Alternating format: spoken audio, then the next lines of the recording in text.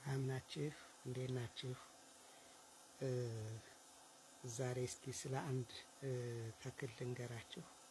እንኮይ የሚባል ዛፍ ታውቃላችሁ? እንግዲህ እንኮይ ከሎሚ አነስ ያለ ድቡልቡል በጣም ከላይ እንደምታዩት በጣም መልኩ የሚያምር የሚጣፍጥ ፍሬ የሚያፈራ ነው።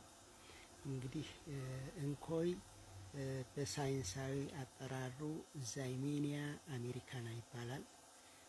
ለምንድን ነው ይህንን የምጠቅሰው?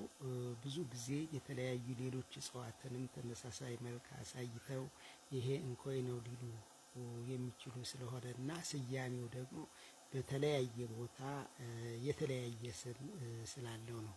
እንግዲህ እንኮይ በተለይም በቆላማ አካባቢ የሚበቅል እጽዋት ነው። እንግዲህ የደን አካል ነው ማለት ነው። ግን እንኮይ ፍሬው በጣም ጣፋጭ ስለሆነ ግንዱ ደግሞ በተለይም ለማገዶና ለከሰል የሚያገለግል ስለሆነ እንደገና ሌሎች በርካታ ጥቅሞችም ስላሉት አሁን በሀገራችን በመጥፋት ላይ ያለ እጽዋት ነው። ግን በጣም ተወዳጅ ነው።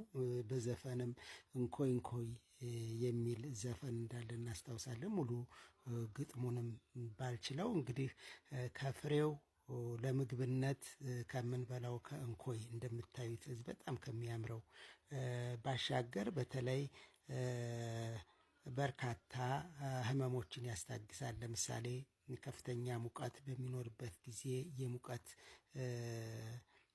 የጨመረ ሰውነት ሙቀትን እንዲቀንስ ያደርጋል። የህመምም ማስታገሻ ነው።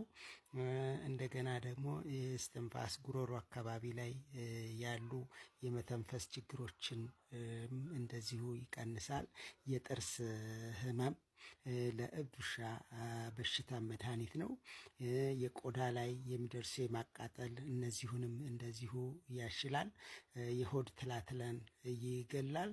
እንግዲህ ለካንሰር፣ ለሐዋሲያን፣ ለቫይረስና ለጉበትና ለወባ በሽታዎች መከላከል ይረዳል። እንግዲህ ይሄ መከላከል እንደሚችል ከስሩ ጀምሮ እስከ ቅጠሉ ድረስ የመድኃኒትነት እንዳለው በሳይንሳዊ ጥናት የተረጋገጠ ነው። እንግዲህ በምግብነት የሚበላ ስለሆነ ብዙ ጊዜ ብንወስደው ብዙ ጊዜ የጎንዮሽ ጉዳት የለውም።